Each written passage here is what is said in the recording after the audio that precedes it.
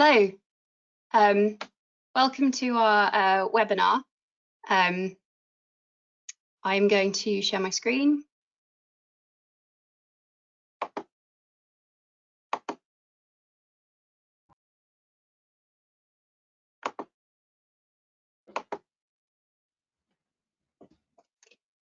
So thank you for joining us today. Today's webinar is on the golden thread and the importance of digital management of fire safety information. This is a really important topic, and we will have a great presentation lined up for you today with two great speakers. If you have any questions, feel free to use the chat box. You can ask us any questions or any comments, and we will have a question and answer session at the end.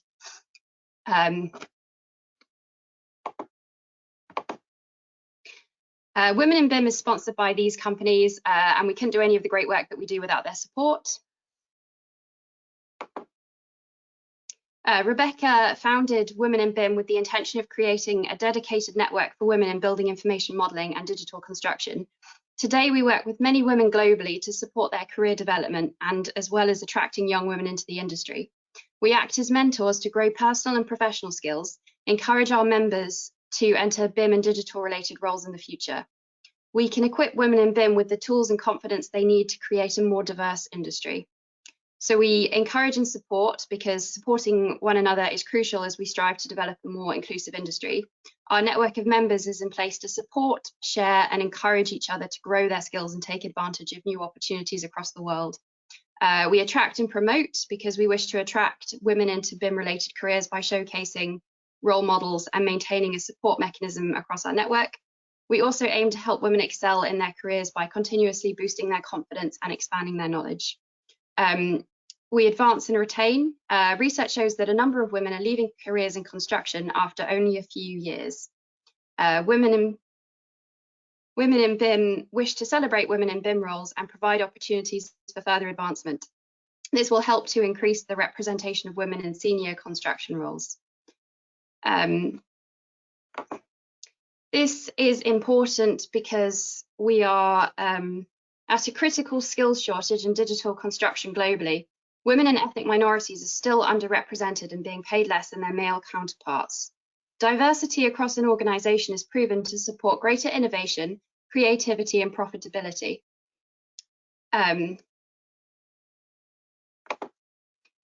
This is our core team. So we've got Rebecca, who is the founder and chair, Jenny, who looks after global education, Gagana, who deals with all of our databases, Nicole, who manages everything, and then the vice chair, Vicki, who is speaking today, and I will introduce properly in just a second. And then we have our new members of our core team. So that's me, Ruth Ramsden. I look after global engagement. And then we've got Julia, Michelle and Lindsay, who are all regional lead coordinators for the different regions. So today we have two speakers. We have our very own Vicki Reynolds, Chief Technology Officer at I3PT and Cert Central, and the Global Vice Chair of Women in BIM.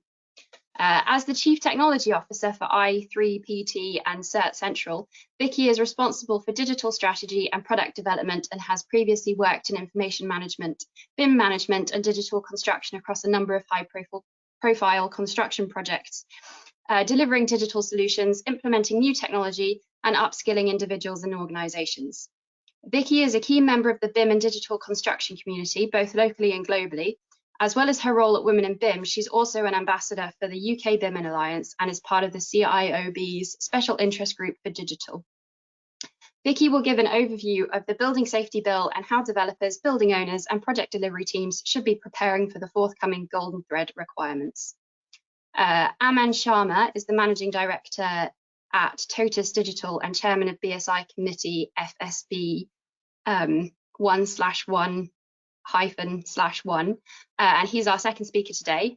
He is a key contributor to the draft release of the BS 8644, the Digital Management of Fire Safety Information. Aman has an accomplished background in fire service and rescue, serving for 15 years as an operational officer and delivering strategic fire safety advice to fire authorities.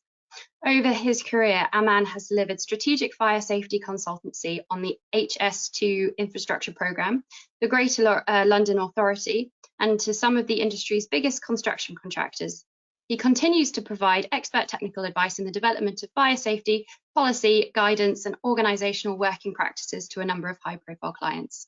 Aman will give an insight into the development of BS 86441, Digital Management of Fire Safety Information, which is being drafted by the BSI Technical Committee FSB 1/1/1. As the chair of this committee and deputy chair of BRAC, he will contextualise some of Vicki's input with the standard itself, but also touch on interdependent policy issues. And so without further ado, I'm going to hand you over to Vicki, and we're going to begin the presentations. Thank you so much, Ruth. Bear with me one second. I'm just going to share my screen.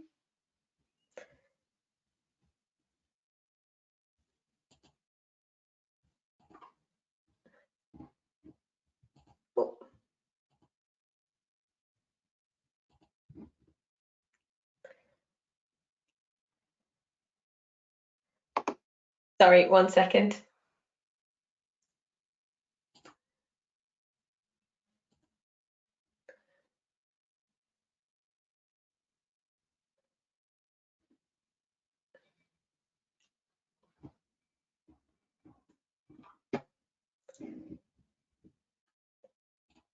Come on. There we go. Excellent. So I hope everybody can see me and hear me okay. My name is Vicki Reynolds, and I'm the Chief Technology Officer for i3PT. As Ruth said, quite a handful. It's what happens when you let engineers name a company, but it does stand for independent third-party testing. So our whole ethos is around making the construction industry safer, better, higher quality through the use of continued professional independent inspections, but also good information management and data management. So we have a services and a software side of the business, and we're completely independent. So the intro that I received was fantastic. I won't go into it anymore, but just as a visual, these are all of the organisations that in some shape or form I'm lucky enough to be involved with, either employed directly by, able to give some consultancy to, or working with in working groups and the such. So let's get into the good stuff, right? In her report, Building a Safer Future, Dame Judith Hackett recommended that, oh, sorry, can you still see my screen there? Yeah, great. Dame Judith Hackett recommended that a golden thread of digital information should be introduced to industry to address problems with key information not being effectively stored, managed, and available throughout the life cycle of a building. And this golden thread would better enable the right people to make the best possible decisions at the right time to design, construct, and operate their buildings more safely and effectively. Now, I'm sure everybody on here knows, but if not, a bit of context, this was obviously directly as a result of the failings that led to the Grenfell Tower disaster being as horrific as it was, and 72 people there lost their lives. So we're not just pulling improvements out for the sake of it. This is a direct response to something horrific that happened. And it was identified that bad information management really was at the root of a lot of the problems that made that disaster worse. So the government have committed to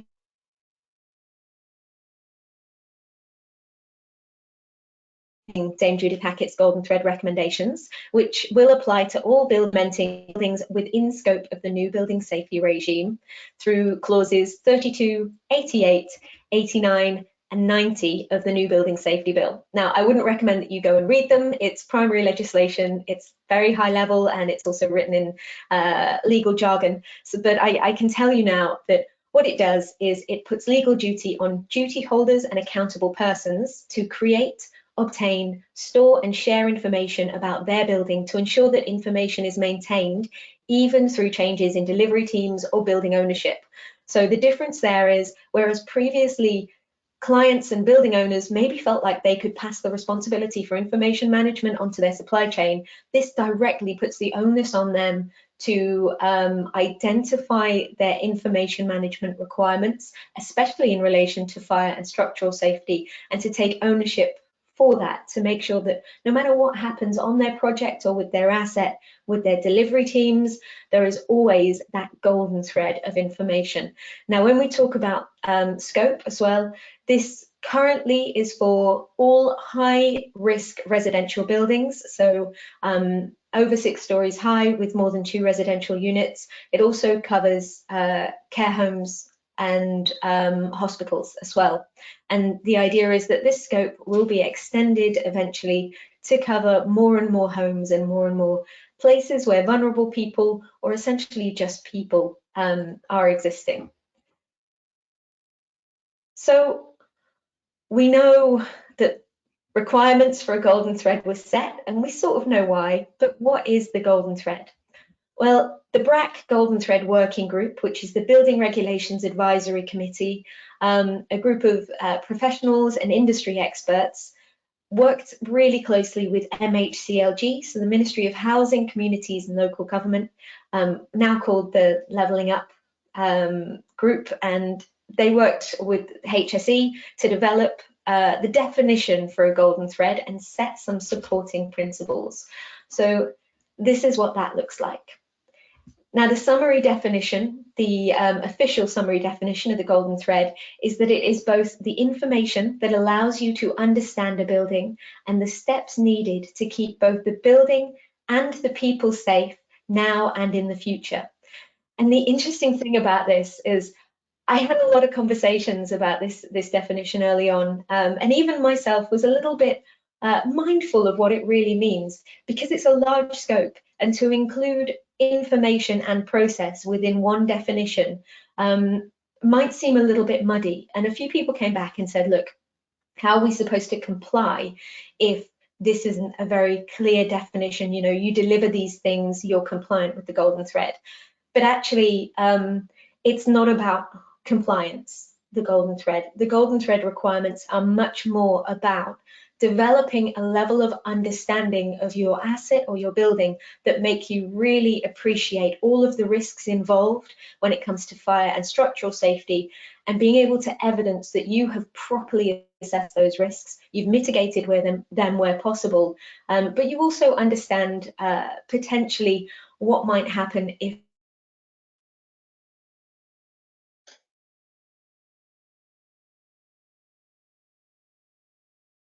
so they're not fully mitigated as well, and have plans in place for that.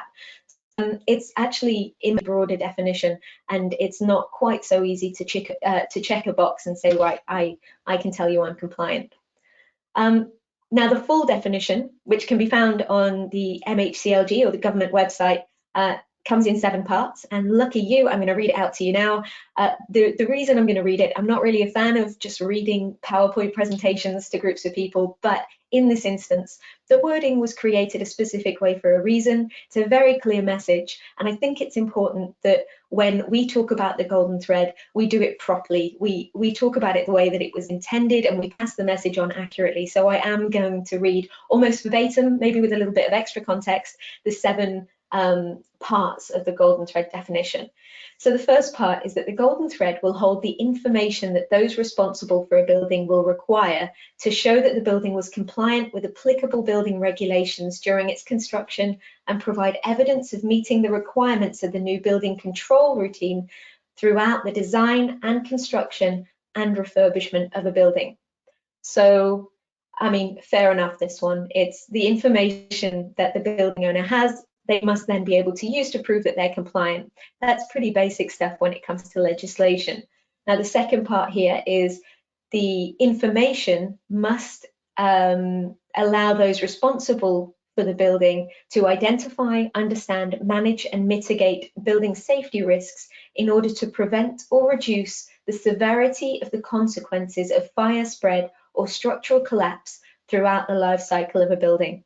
So that's that other part that I mentioned a minute ago. You know, it's not just about a checkbox exercise. It's not about proving you're compliant. It's about really holistically understanding the risks involved with creating an asset in our environment that no doubt will hold risk when it comes to structural stability and fire safety as well. So part 2 is that the information shared in the golden thread will be reviewed and managed so that the information retained at all times achieves its purposes. Bit of a circular comment there. Hold information that's fit for purpose and gain the information that's fit for purpose. It's relatively self-explanatory. And part 3, the golden thread covers both the information and documents and the information management processes or steps to support building safety, which I've already spoken about. Part 4, the golden thread information should be stored as structured digital information. It will be stored, managed, maintained and retained in line with the golden thread principles, and the government will specify digital standards which will provide guidance on how the principles can be met. Now, this is the real big one for us. It's saying that it's not good enough to have ring binders of information anymore, boxes of paper full of drawings. And not only is that a fire risk, but it's also not fit for purpose. So the golden thread definition, which is cited in the Building Safety Bill, specifically says information must be digital, must be searchable, it must be accessible by the right people at the right time, and that the government will provide guidance on this. Now, we're not going to be creating new guidance unless it's completely necessary. We won't be creating new standards and processes, again, unless it's completely necessary, because there are things like ISO 19650 already out there, already paving the way for good information management. And then we've got BS 8644, which Aman's going to talk about a little bit in a minute, and same thing as well. You know, it's all paving the way for using information and data to make our buildings safer and stronger and better. Almost there. Point 5, the golden thread information management approach will apply through design, construction, operation, occupation, refurbishment and ongoing management of buildings. It supports the wider changes in the regime to promote a culture of building safety. So the same again, this isn't a one-stop compliance thing. This is changing the culture of the industry, and it has to be considered, the golden thread has to be considered right from the very beginnings of the design of a building all the way through to decommissioning or demolition. It's a very holistic way of viewing the assets and the risks associated with them. And number 6, building safety should be taken to include the fire and structural safety of a building and the safety of all of the people in or in the vicinity of a building, including emergency responders. So this, once again, extends that scope and says that actually golden thread information isn't just about this specific internal section of a building and the people who are in there the most. You have to take into account everybody who's going to come into contact with that building, how they're going to access it, how they're going to get out in the case of an emergency, and equally, you know, emergency responders, first responders, the logistics there and how that's going to work. You have to be thinking about that information now, right at the very beginning of the design process. So clients are going to have to prove that they have considered that information, you know, way before they bring on board any kind of contractor. That's the kind of information that they will be passing on to the contractor to say, look, this is our fire safety strategy at the moment. Can you make this better? And part 7, many people will need to access the golden thread to update and share golden thread information throughout a building life cycle, including but not limited to building managers, architects, contractors, and many others. Information from the golden thread will also need to be shared by the accountable person with other relevant people, including residents and emergency responders. So basically, this information is meant to be absorbed by all of the people that need it, which means it has to be created and collated in a very readable way, and it has to be fit for purpose. And there's going to be a lot of different views and a lot of different hands on this information and data. So that's going to be one of our challenges, making sure not only that we collect all of this, but that we also host it in a way that is accessible to all of the different types of stakeholders with access to different kinds of systems, whilst also keeping it safe. Now, there are also 10 principles for the golden thread. I won't go into those in detail. Each of these headers has a further description on the government website, MHCLG website. There is a hyperlink here which we can share afterwards. Equally, if you Google BRAC Golden Thread report, it's the first hit that comes up that's not an ad, so it's pretty easy to find, and that has all of the full definition and all of the principles. But essentially the principles of the Golden Thread are that the information must be accurate and trusted. It must result in residents feeling secure in their homes. It must support culture change. It must be a single source of truth, must be secure, improve accountability. It must be understandable and consistent, simple to access, easily maintainable and shareable, and it also must be relevant and proportionate. Sounds simple, right? Seems very logical.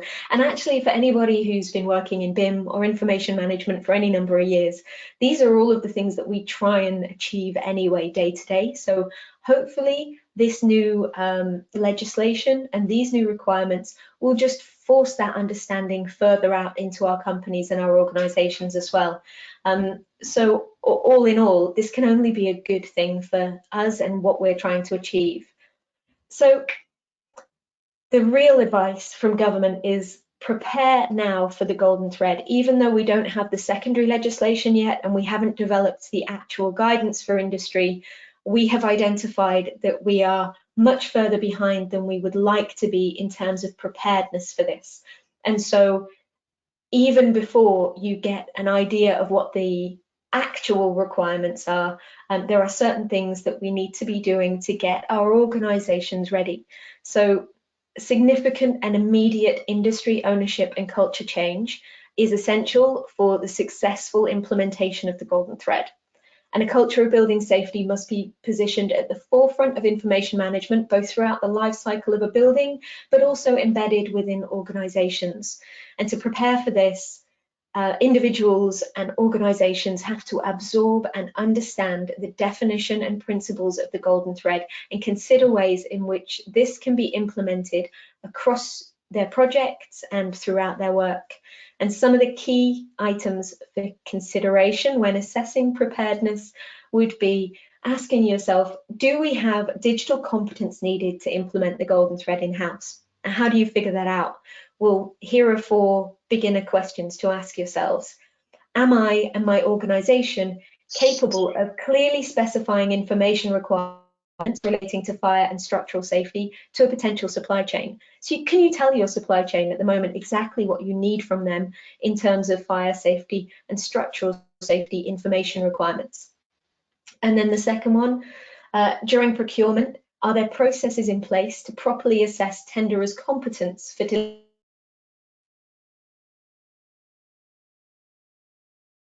format, bring the necessary fire and structural safety information on time and in a specified way?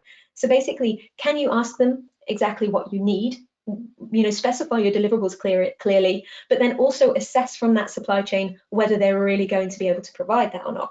And then thirdly, throughout a building's life cycle, are the skills and appropriate technology in place to check that information provided by a supply chain meets all of the Golden Thread requirements? So you've got to specify what you need. You have to check that any potential supply chain can meet those requirements, and then you have to check that they are meeting those requirements. It's not enough to say, I asked my supply chain for this, so I'm going to assume that they gave it to me in the format I need. From now on, you have to understand what it is that you've requested and be able to confirm that that is in fact what you've got from your supply chain. And finally, is information stored in a secure yet searchable format and accessible to the right people at the right time? So it's all those good common data environment principles, all the good information management principles that we know and we love. It's just about making those more visible in our organizations and in our contract environments. And if the answer is yes to the questions on the previous slide, then the next step is going to be to ensure each item can be evidenced, ready for engagement with the building safety regulator, because we don't know how they will ask you to evidence compliance yet, but it won't be a basic checkbox exercise. You'll have to show competence and consideration for those new requirements in a way that satisfies the new building regulator that you've thoroughly considered the way that you collect, manage and share fire safety information. And whilst it's acknowledged that this will take many years to implement and embed the full the full catalogue of necessary changes across the built environment industry, it is essential that those who will need to put in place a golden thread for their building understand what is required and begin now to prepare for the legal duty to provide it. Otherwise, you're going to find yourself backed into a corner and panicking in 1-2 years' time when the secondary legislation comes into play and when the guidance is structured much better. So what's in it for us? This is the sales pitch that you sort of take back to your organisation. Apart from the fact that it's a legal requirement and we need safer buildings, we're not good enough at the moment as we are, but also the golden thread doesn't just facilitate a clear understanding of a building now and in the future, it also plays a very key part in the wider digital transformation of the built environment, which will deliver economic growth, better public services, and help lower carbon emissions and provide greater sustainability. So in short, the golden thread doesn't sit in isolation, but it forms part of a broader national ecosystem of digital and data-centric tools which harness the power of data to deliver benefits to all. And that is pretty much it from me. Thank you very much. I think we'll be maybe doing questions at the end, so I'll pass back to Ruth for now. Thanks.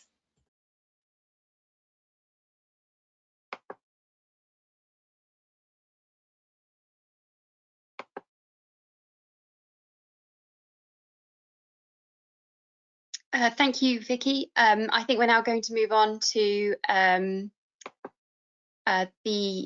our second speaker.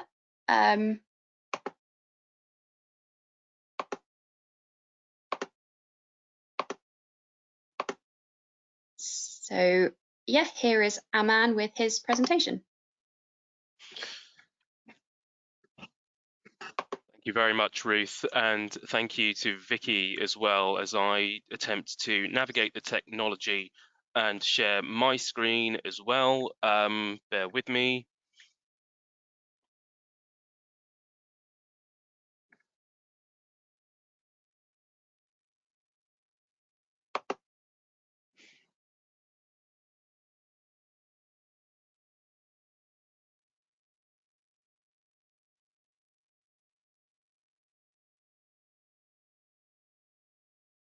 Okay. I think we're nearly there, folks.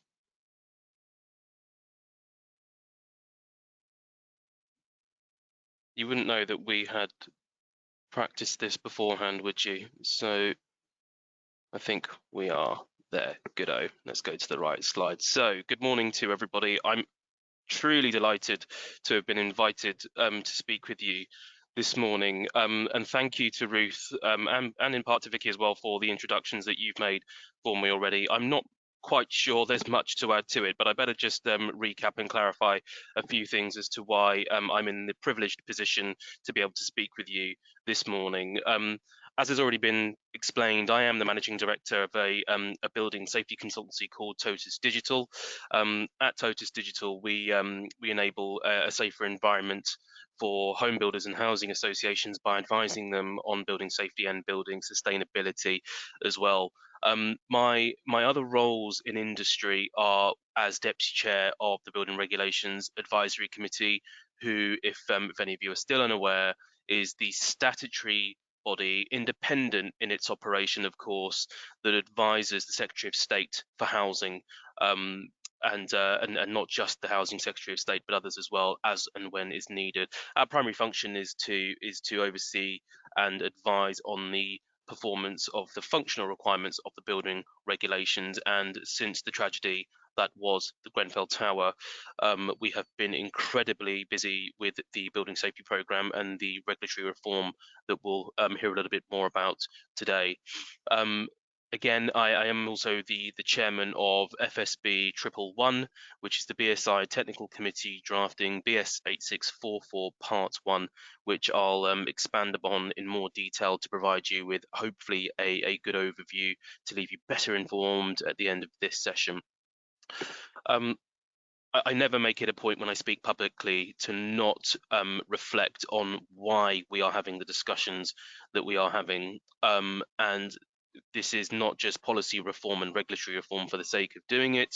On the 14th of June 2017, we all witnessed a horrific tragedy, one that I know that we all want to prevent and avoid from happening again in the future.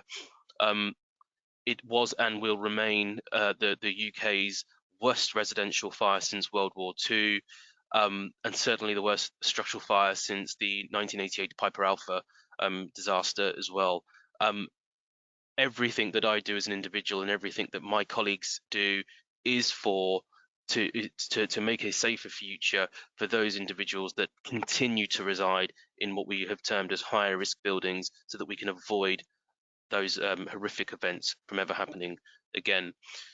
So we are where we are today with the Building Safety Bill and the Fire Safety Act, and I'm sure everyone will be eminently aware that the Building Safety Bill, of which we've heard a little bit about this morning already, is still undergoing its parliamentary process. So it's incredibly important to preface the fact that the bill may well adjust as it comes out of the Commons and indeed the Lords back into the Department for Levelling Up to undertake its next stage of reform. So we really must be conscious that aspects of what we hear today and in the future may well change going forward, but we are not expecting any fundamental reforms. I think it's an important point I'd like to stress there. And of course, side by side with that, and much further along its process, I'm pleased to say, is the transition and the movement of the Fire Safety Act, which is due to be laid imminently. I'm pleased to report, and will make some very, very important clarifications to the existing piece of fire safety legislation we have in the UK, and of course that being the Regulatory Reform Fire Safety Order. We've heard in great detail about the golden thread definition. This is an important point just to clarify. I think, Vicki, you summarised it very, very well when you broke it down into it's the information itself, of course, but it's also the processes in which that information is managed. And I think as a snapshot, that's the definition that I like to reflect on, and I'm most comfortable standing behind. And it certainly is the definition that BRAC and the co-opted experts that helped the development of that golden thread report pulled together, and I think has landed quite well within industry from the feedback we've received so far. The additional reason I wanted to keep this slide in particular was to stress the point that as one of the underlying tenets of BS 8644, the golden thread applies in the same concept, principle and manner within the British standard as it does and will do in the secondary legislation. That's important because we can't have competing definitions of what the golden thread actually is. There must be consistency, and through consistency we hope that there will be clarity. So when those who come to interface with BS 8644 come to read about golden thread and the concept of applying the recommendations made within the standard, please be aware that the golden thread means the same thing. So on to BS 8644 Part 1. This is a standard that was needed many years ago, pre-Grenfell, but for different reasons, we just didn't get it to where it is today.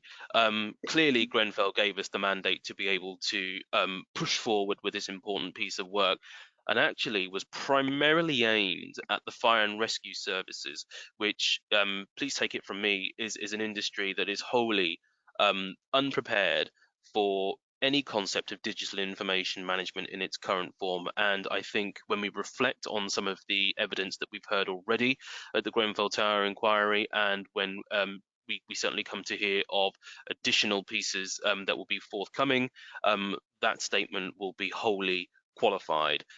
It is a sector that is trying very hard to do better in this space, not least within an operational response capacity, but also to perform its duties as a statutory consultee at design phase, of course, and indeed planning phase when we consider Planning Gateway 1 and the duties of the new building safety regulator. But actually, the scope of BS 8644 has opened up greatly, and I think the clues in the title will cover the digital management of fire safety information across design, construction, handover, the management of a built asset, and indeed, if and when an emergency response is required on that particular building. So a little bit of a high-level insight into the document. I hope that a number of you were able to catch the draft public consultation released over the summer, so would have seen the first iteration of 8644. But certainly these insights, I hope, for those that weren't able to, will help.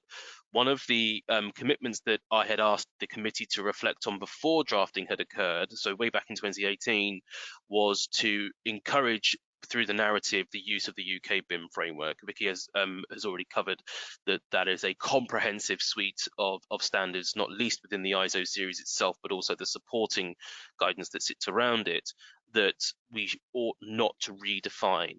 And I often refer to this standard, as a bridging standard to the ISO series, to allow those that operate within the fire safety sector and indeed the fire and rescue service to better understand the principles of the BSE and ISO series, as well as the supporting standards such as 8536, to almost subconsciously understand the key principles and concepts. And that's carefully being drafted with the help of our colleagues from the UK BIM Alliance Executive Council who sit on the committee with us. As has already been covered, we are integrating golden thread concepts into specifically fire safety information management, and I think that's something that will be carried through quite clearly when the final standard is published later, certainly early next year, but we hope no later than spring 2022. And above all else, we hope to be able to provide a workable, proportionate and interoperable methodology for managing fire safety information throughout the life cycle of a built asset. So again, some of the key principles that have we agreed with the drafting committee way back, what seems like a lifetime ago now when we first did this, you see before you there, and these are the 5 tenets that the drafting continues to be done to. So the first one, as you can see, very much to be able to apply that guidance to both assets that either have been developed using a BIM process and indeed a non-BIM process as well, recognizing those challenges that I covered earlier on, that in particular fellow fire engineers in the fire safety sector and the fire and rescue service have with applying the BSE and ISO series at the moment, and in particular the UK BIM framework. We absolutely will get there, but this is an iterative process. The scope of BS 8644, much unlike the Building Safety Bill, will be applicable to all parts of the built environment. The agreement amongst the committee was that if the process works, it should work for all parts of the built environment. But let's get the process right in the first instance, which I quite agree with. I've already talked about the third one and how through some very gentle nudges and a bit of unconscious bias, we will hope to enhance the knowledge and understanding of the BSE and ISO series and indeed the UK BIM framework by normatively referencing out where we can and also using appropriate terminology to align with those concepts that are already embedded within industry. As with all British standards and indeed all national and international standards, the recommendations, the concepts and the guidance need to be applicable across all regulatory regimes and indeed all plans of work, and BS 8644 is exactly the same. So whatever part of the UK that you're operating in, whatever, if you're part of a devolved administration, or indeed if you're an international body working overseas, the principles should be applicable to whatever regime you are working to. Hence why it's a code of practice and not a specification. And something that we haven't quite uncovered today, but again is a very important point, is that the recommendations and the guidance will be applicable at any point during the asset life cycle, which is important when we reflect on how we will pick up and apply the principles of the golden thread and indeed the duties impressed upon us of the golden thread, depending on what stage the asset is in. So existing assets versus new developments, and indeed the challenges that will arise from actually gaining and managing the information depending on whether the asset's there in the first place, and can we even capture parts of that information. And there needs to be a proportionate approach, therefore, between existing assets and new developments. A little bit about programme timelines. The draft public consultation has now closed. It closed at the beginning of August this year. Thank you if some of you on the session today made comments. The committee are working incredibly hard, going through a substantial amount of comments and turning those comments into actions where applicable, and redrafting, restructuring the standard appropriately. And as I say, we hope to publish this this British standard in the spring of 2022. I'm sure we'll get there. I know we'll get there, and I look forward to laying that before the industry in good time. And that brings me to an end. So it leaves me to say a huge thank you again for the invite. Ruth, I think I'm passing back to you, aren't I? So at that point, I think I'll stop sharing my screen, and thank you for listening. Look forward to the questions.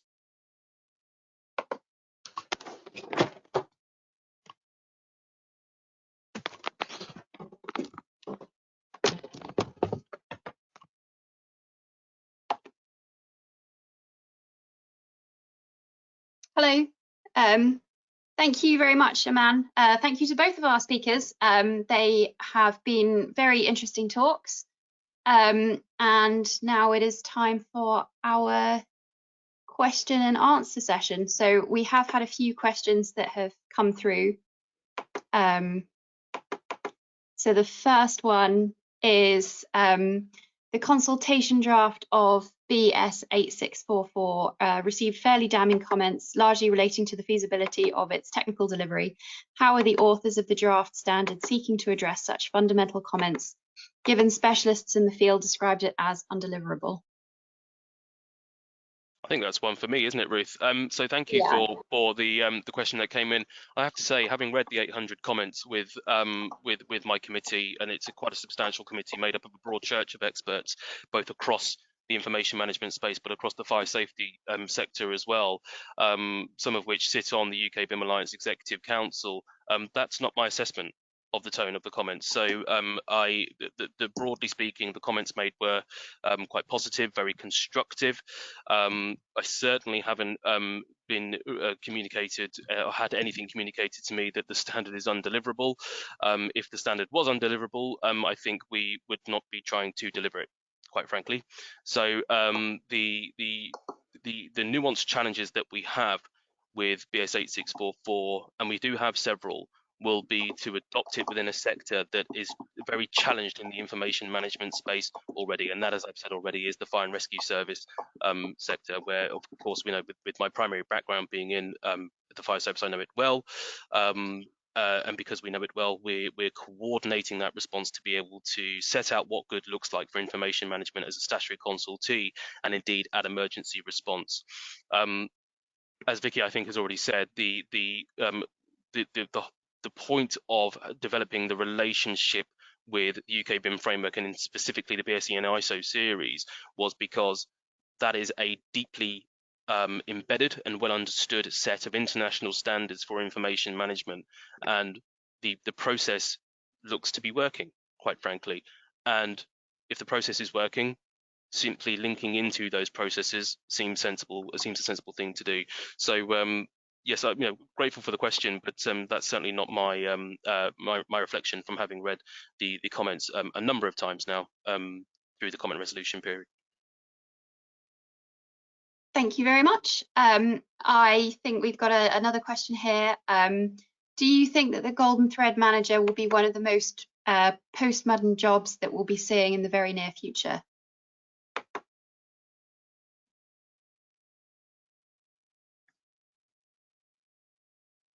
I think you're on mute.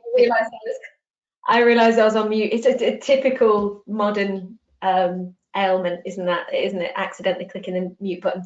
I was just saying, I hope not.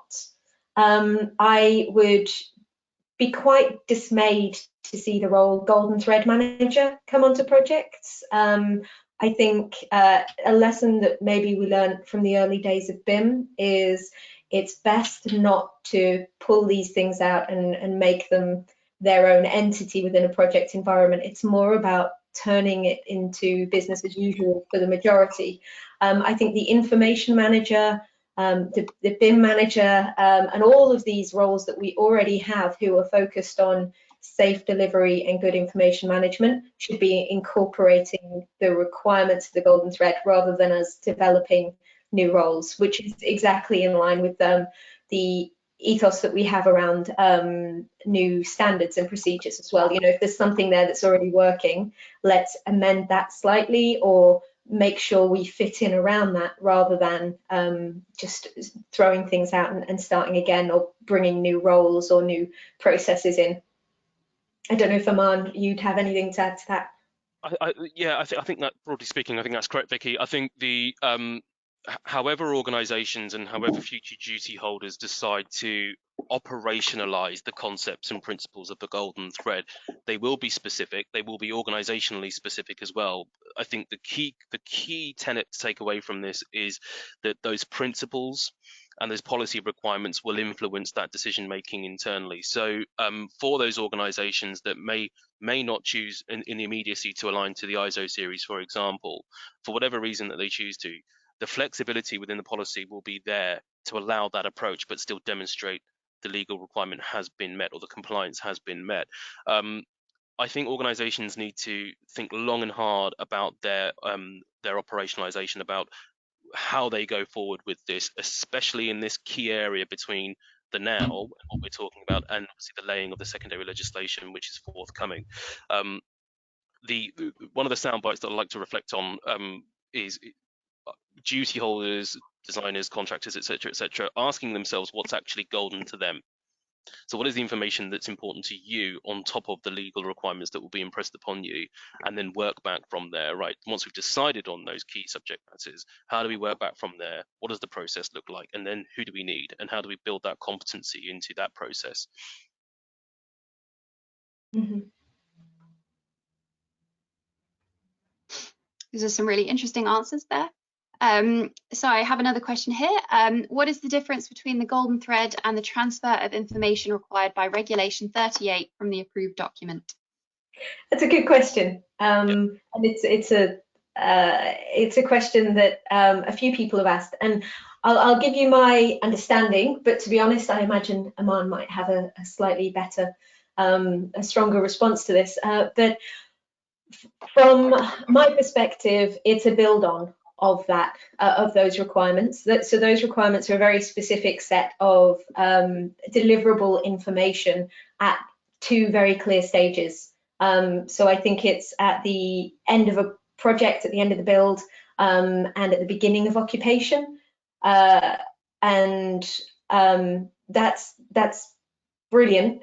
But the golden thread builds on that and says, actually, it's not just about this set of information at this time. It's about understanding that risk and appreciating the considerations for fire and structural safety at more points along the project. So we get things like the inclusion of the gateways and things like that, with very clear whole points for information management, where you have to be able to prove in the building safety bill between design and construction that you have made the right considerations. You can't move on to construct unless you can prove that you've made those considerations at the design stage, and the same at the end of construction. You can't move into occupation, so nobody can occupy your building as a building owner if you can't prove that you have considered fire and structural safety in an intelligent way, and have that data set to prove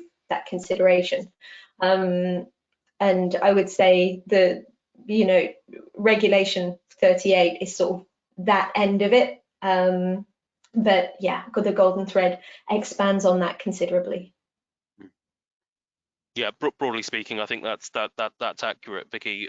There are several sort of expansion points that the golden thread builds upon from Regulation 38, without going into the granularity of the functional requirement of Regulation 38 and its where it's applied and how it applies within the handover process.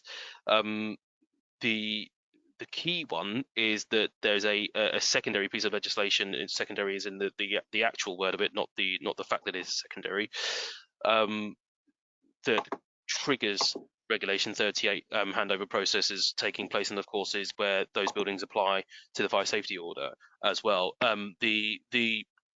The simple way of putting this is that Regulation 38 has been a functional requirement. It used to be, of course, Regulation 16B before the building regulations were amended in 2010, and it has been a functional requirement before and since then. And it's transpired that we weren't, and Dame Judith, of course, picked this out within both the interim and final reports.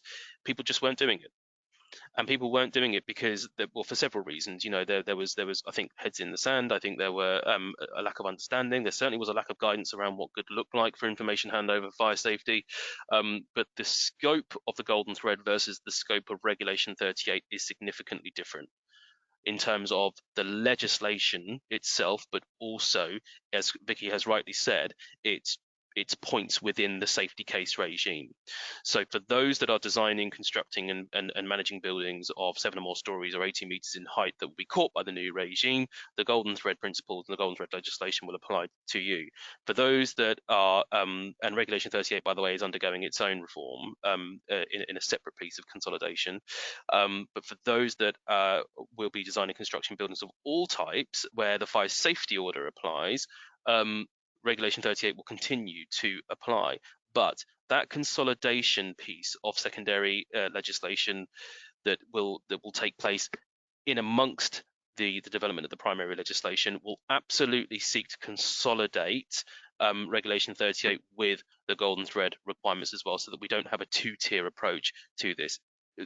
Broadly speaking, information management is information management, and I always enjoy, coming from a fire background, of course, Regulation 38 is the one that comes up regularly, Vicki, isn't it? But people often forget that there are other information requirement, functional requirements within our building regulations as well. So poor old 39, 40 and 41 get forgotten about all the time, but the same principles apply. It is about making sure the right people have the right information at the right time.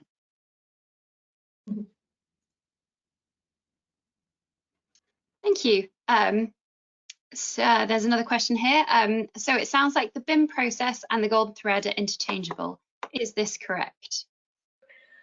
I would say complementary rather than interchangeable, mainly because at the moment the scope for the golden thread isn't as wide as the BIM process, so ISO 19650. But they are absolutely complementary to each other. If you don't know where to start in terms of first steps towards becoming golden thread compliant, for want of a better word, ISO 19650 as a standard is a fantastic way to start, because it's all those core common fundamental principles for information management. So yeah, not so much interchangeable, but definitely part of the same breed. And do you think we would have been able to do the golden thread without the history of BIM for the past 10 years or however long it's been a big thing for? Well, can I come in on that, Ruth? Because I think that actually is a very, very important question for those within that sector that I have a particular bias to, because for the audience listening in today, BIM is a well understood concept. You know, and the advantages of adopting those processes are inherently understood. But we're talking about a very broad church of participants here who don't quite understand that the ISO series is even there and does what it does and has the important aspects of it within it that will help enable these functions going forward. So there's a learning piece that needs to take place with this, which makes me feel like I want to fall behind that line of not taking a prescriptive approach to applying a golden thread. I think that's a surefire way to stymie innovation in industry, and I can assure you from conversations with the relevant people that it is not the intention for Dame Judith to have this as a prescriptive solution, i.e.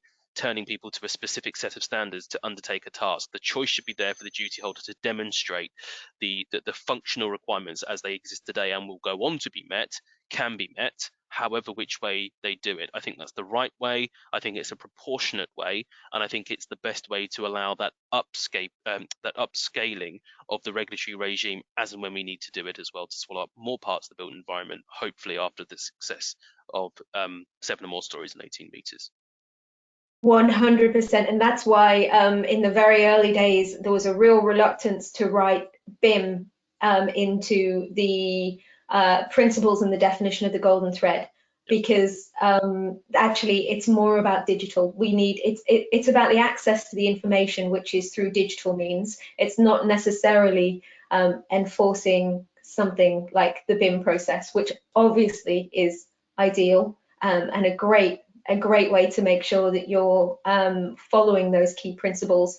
But equally, you know, it's like Aman said, it's not prescriptive.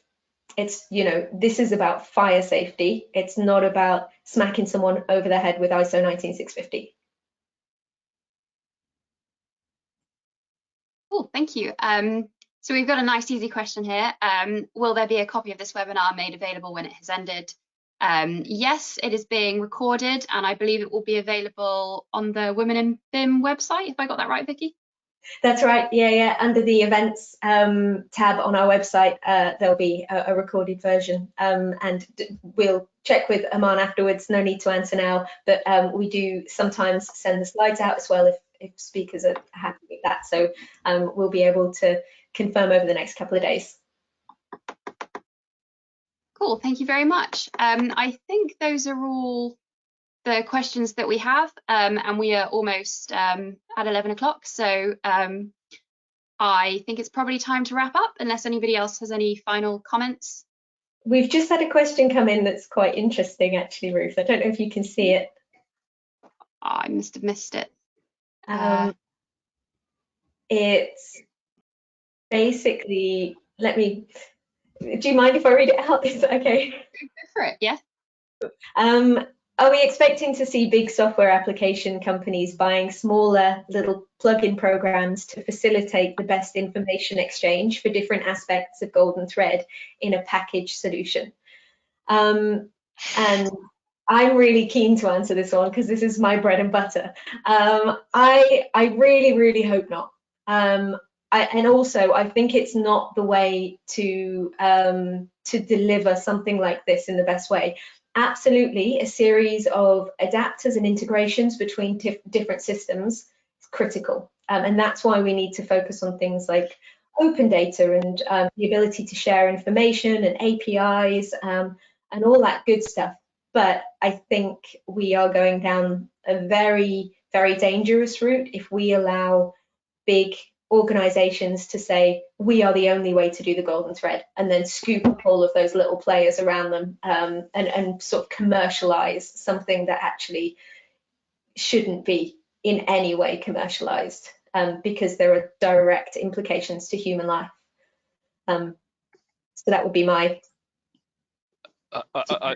I'm grateful that you picked up on that question, Vicki. I think it's a really important point to end on, simply for the fact that there are movements, as we would expect, of course, within free market conditions and the economy that we work within, for industry to want to innovate, and I think that's good in that space.